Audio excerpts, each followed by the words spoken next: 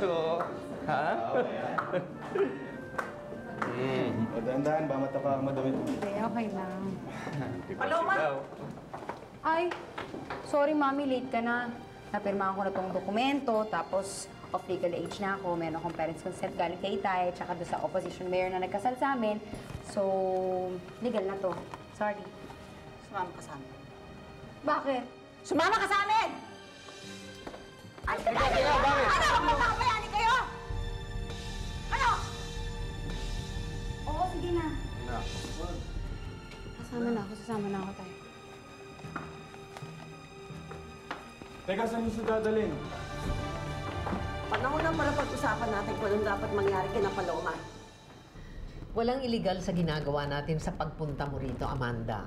Relax. I hope you don't mind.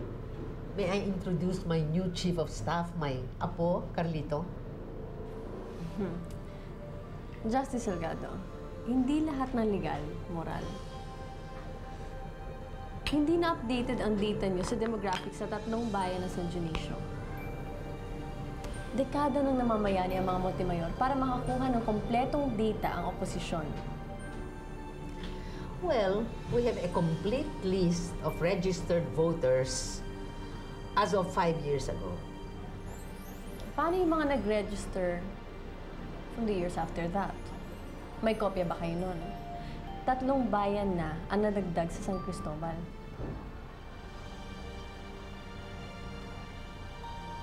Wala ba itong kapalit, Amanda? Bahay niyo to, hindi palengke. Hindi ako makikipagtawaran sa inyo. Hindi ko kinokontes ang kasal nyo, Dindo. Pero kailangan maiwan si Paloma habang ikaw ay nasa ibang bansa para makapagpatuloy ng iyong pag-aaral. Isasama ko siya kung saan niyo ako dadalhin. May plano ang mga Montemayor para kay Paloma. Bakit? Binibili mo manugang ko? Pati ikaw, Edmond. Talaga bang kaya mo na kaming kalabanin ngayon? Pabubuksan ko muli ang mga kaso mo nun. Kung kaya kong pakulong kita noon sa maliit mong kaso, kaya ko pa rin gawin ngayon. Oh, sige, sige. Di magkita tayo sa husgado.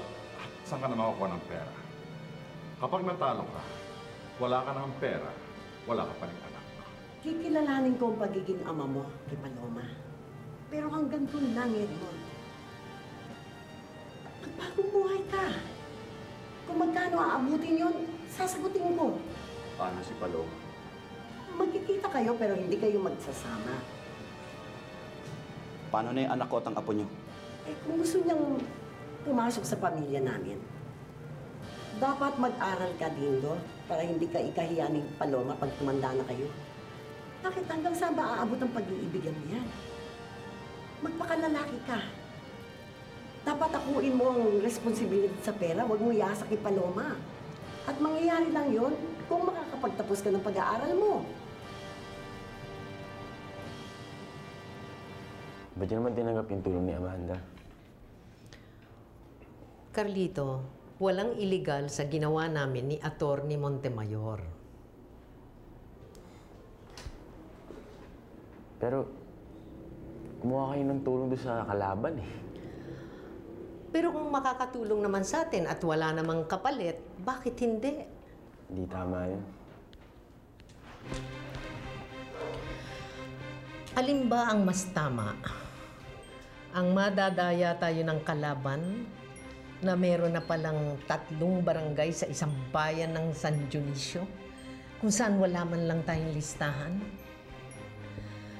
Maaaring hindi bukal sa kalooban ni Attorney Montemayor ang pagtulong niya sa atin. Pero tulong pa rin yun. Paano kung humingi siya ng kapalit? Ipagtatapat ko sa iyo, Carlito, kung sakalit ako ang manalo at humingi ng kapalit si Amanda Montemayor.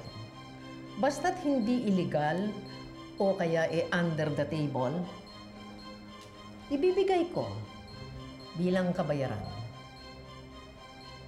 Mali. Mali lahat ng to, Lola. Iho, ito ang buhay. Papasok ka rin sa politika. Makikita mo at malalaman mo na merong mga kompromisong kailangan kang gawin. Makakabawas man ito sa idealismo ng iyong kabataan at sa iyong ipinaglalaban, hindi ito makakasira sa iyong pagkatao. Gagawin mo pa rin para sa ikabubuti ng mas nakararami. Hindi ko kinokompromiso ang prinsipyo ko. Dad, hindi napigil ni Ate Ernestina ang kasal ni Dindo at Paloma. Another Montemayor out of my grasp, si Paloma. Oh, Elaine, can you help me map out the northern campaign for Dad? Mababa kasi yung numbering niya dun eh. Malapit na rin ang eleksyon. Amanda, saan ba ako sasama? Sa northern o sa southern? Kung saan ako nandoon, doon ka rin, Elaine. Yes, sir. Ang magpapaalam po sana ako pagka nasa probinsya po tayo, pwede ko po bang dalawin ng nanay ko? Sure. At magdala ka na isang sakong bigas at mga delata from the Montemayors. Thank you, Gov. Amanda, what about me? Eh, di ba dapat nandun ka sa campaign ni Tita Iluminada? Ba't ka nga pala nandito? Di ba in-accept mo na yung bilang campaign manager ni Tita Iluminada? Kasi pinilit mo eh. Eh, di sana yun noon pa, hindi mo tinanggap. Leandro. Leandro, mami. Leandro. Yeah. Lumalala ang kondisyon ni Lucinda. Maawa ka. Jesus Christ. Problems, problems, problems. Dad, for whatever it's worth, a reconciliation between you and Lucinda could help your public image. Naisip ko na rin yun. Pero hindi lahat ng para sa public image ko ay gagawin ko. Gawin mo ito para sa ating pamilya. Leandro, mahal na mahal ka ni Lucinda. Kaya niya nagawa ito dahil hinahanap niya ang pagmamahal mo. Kakaiba siya magpakita ng pagmamahal sa akin. Kakaiba ka rin, Leandro.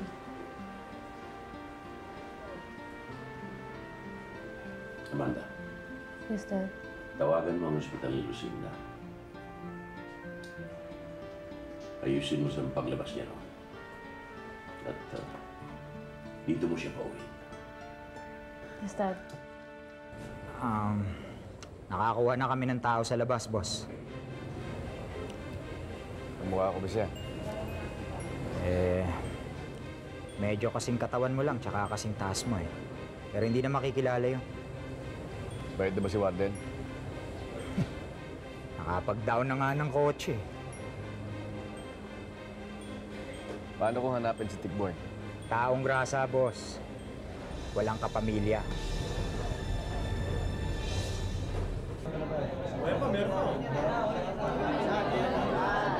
Sandali. Eh, pang 17 na box na to eh. 15 lang dito sa school na to. May dalawang barangay na dito nilagay. Nagsara yung isa dahil sa baha. Tama po yun, Mr. Valiente. Na-redistribute yung mga barangay sa 7 eskwelahan. Bakit? Hindi po ba nakarating sa inyo? Hindi. Marami pa siguro hindi nakarating.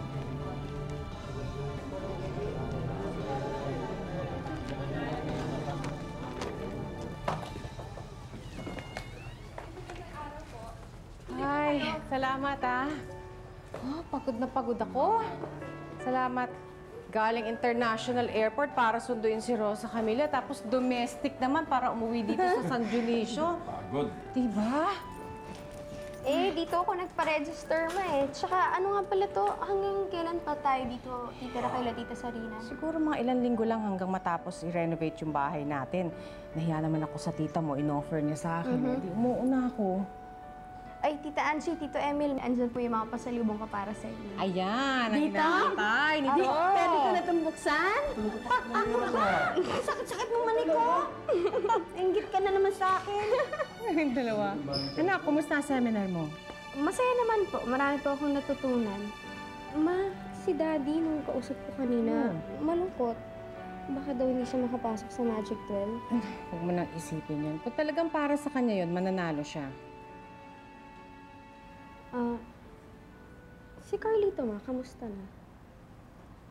Hindi ba dapat si Ethan ang kumustahin mo? For Governor, Iluminada Montemayor.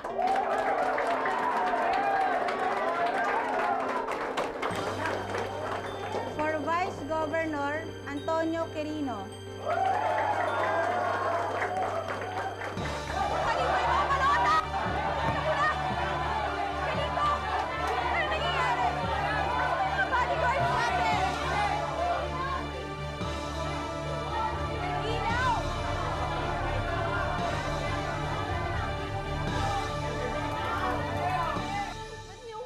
Dito. Ayoko dito. Nasa si Nestor ko. Ayoko dito. Labas mo! Lucinda!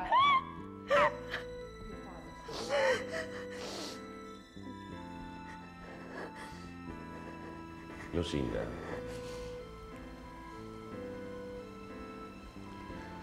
Welcome home, anak. Anak?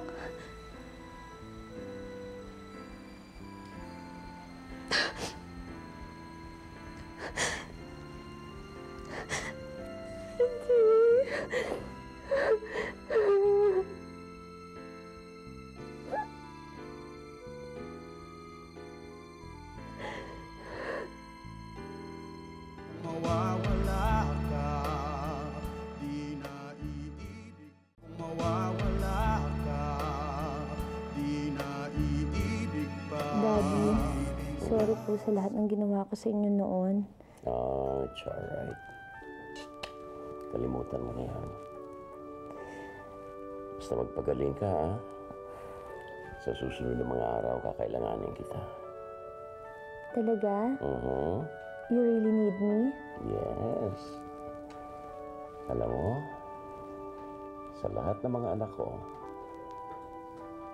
ikaw pa rin ang pinakamaganda. Mahal sa akin. Daddy, maganda rin naman ako Pero sa akin, Amanda, mas maganda si Lucinda. Daddy, paano po yung asawa ko? Galit ka pa po ba sa kanya? Kung si Paloma na nag-asawa na rin, tinanggap ko. Yung pa sa'yo na hindi. Talaga po? Thank you, Daddy. Thank you so much. I love you. I love you. Sus Mariosep, habang nasa San Dionisio ang pusa, namimiesta naman sa pamamahay ko sa Maynila ang mga daga. Ngayon, nandun na rin ang lukaret na si Lucinda. Nominada, huwag mo nang alalahanin yan dahil hindi maganda ang voters turnout. Mukhang nananalo si Romina. Si Daddy rin nga ayaw pumasok sa Magic 12 eh. Sa San Dionisio lang siya #1, tapos sa mga ibang lugar, parang tagilid pa yata. So just in case, attorney, na hindi manalo si Daddy, para makasigurado tayo, bukas na bukas, ilalabas mo lahat ng mga papeles, ng mga lupain, kaya nakapangalan kay Daddy o hindi. Ayun, basta para sure lang tayo. Ernestina, baka magalit ang daddy mo sa akin pagka ginawa ko yan.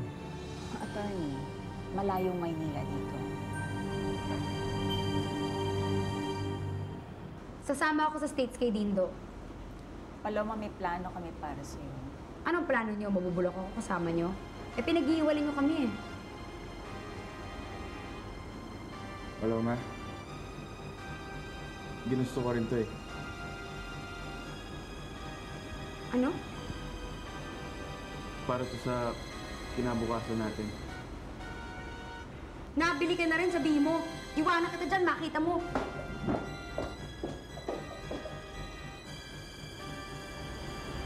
Maraming salamat. Pinapangako ko, hindi ka namin pababayaan.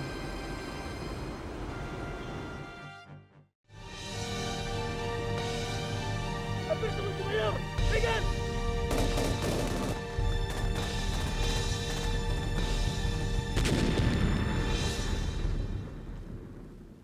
Mawawala ka, di na iibig pa.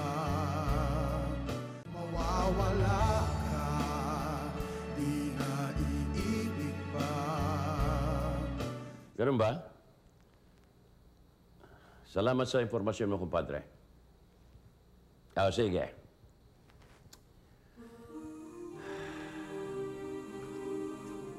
Dad, alam niyo, Nakasama ang pagdemanda ni Alberto sa inyo. Kaya hindi kayo masama sa Magic 12 sa first counting pa lang. I know. Pero wala pa naman 30% ang bilangan. Baka sakaling may chance pa rin ako. What do you think? Meron pa naman, kaya lang nabilang na yung kung saan tayo malakas. Di bali, Daddy, there's another election pa naman in 3 years' time. Nandun na po ako para tumulong sa inyo. Salamat, Iha. Si Alberto talaga. Hindi dahil sa kanya. Daddy, tungkol kay Alberto, may sasabihin sana ako sa inyo. Governor, excuse me. Call from the city jail po. Kung tungkol kay Alberto yan, ayaw ko malaman kung ano pa man yan. Pero sir, they've got news na nag-attempt daw pong tumakas si Alberto kagabi from the city jail. Pero nabaril po siya at sumabog po yung getaway car na sinasakyan niya. Governor, patay na raw po si Alberto, natupok kasama ng kotse. Ernestina, dito dadalhin sa San Dionisio ang bangkay ni Alberto. Mami, darating bukas yung advance party ni Amanda para asikasuhin yung libing ni Alberto. Ikaw ang masikaso, ikaw ang kapatid. Excuse me. Ernestina, petawag mo raw ako. Ano ba kailangan mo? I have to go to the Comelec.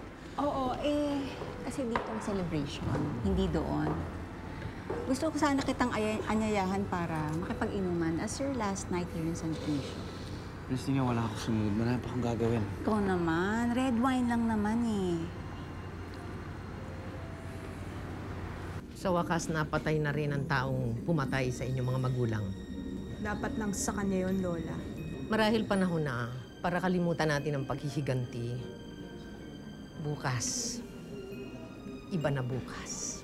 Pero Lola, sana hindi sa ganito nagwakas. At para sa bago nating vice-gobernador ng San Dionisio, who garnered a total amount of 64,385 votes, si Antonio Quirino.